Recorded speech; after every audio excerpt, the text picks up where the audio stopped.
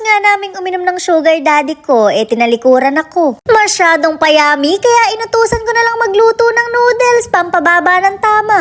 Shoot, Mare, wala na talagang ginawang tama. Saksakan ng dami yung tubig. Sa halip na bumaba yung tama ko, tumaas yung dugo ko. Tapos na nga kaming uminom, kaya tapos na rin akong i-table. Wala man lang akong napala, kuripot yung inaliw ko. Kaya naman nagbihis na ako ng pantulog para ako naman yung aliwin niya. Mare, ano pa bang kasunod nito? Di bebe time. Huwag kayong mag-alala at ibablog ko pa rin yun. Abangan nyo na lang kapag na-post ko na sa ibang site. Bago ko nga hugasan yung ibang bagay-bagay, yung pinag-inuman muna namin. Hugas-hugas din, Mare, baka amoy pulutan na yan. Yung mga plato kasi yun, baka ipisin. Mainam na yung may konting selan kahit mukha tayong germs. Sorry, Mare, ako lang pala, nandamay pa ako. Naiwan nga ng sugar daddy ko yung cellphone niya, kaya parang gustong lumikot ng kamay ko. Parang gusto kong buksan yung message, pero wag na lang. Bakit ko naman sasaktan yung sarili ko, kung may makita ko? Mas konti ang nalalaman natin, mas tahimik ang buhay natin. Pagka naman gusto kang lokohin ng tao, kahit bantayan mo yan, lolokohin ka niyan. Tama na nga ang chika, balik tayo sa baby time namin. Kita mo naman, Mare, balot na balot ng kumot, akala mo lumpia.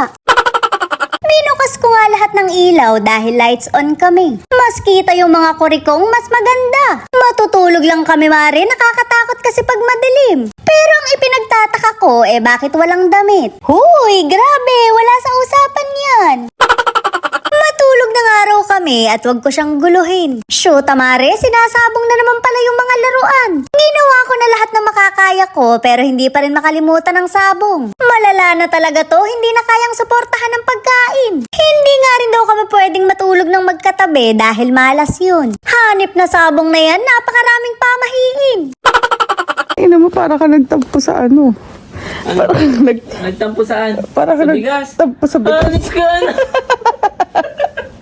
May bulong yata tong laruan na to at nabubugok yung sugar daddy ko. Pinagluto ko na nga lang ng noodles para bumaba yung mga tama namin. Damihan ka ako yung sabaw at dalawa kami. Napakamasunurin, Mare, ginawang sinigang. Lumipas na yung kalasingan ko sa sobrang tagal kumulo. Walang kakulay-kulay, Mare, pinagkasya pala yung isang payless. Wala naman akong magawa kundi kainin pa rin. Masamang nagsasayang ng pagkain, baka gusto nyo rin. Kainaman naman ito, iwas UTI tayo. Mas una pang kumulo yung dugo ko kaysa sa pinaluto ko. Gusto ko lang naman magpababa ng tama pero mukhang siya yung tatamaan. Nakakaiyak yung lasa, Mare, para kung kumakain ng tubig. Kainaman naman, pagkulo nung niluluto niya, ilulublob ko yung manok niya. Para kapag nilaban niya bukas, nabalahibuhan na.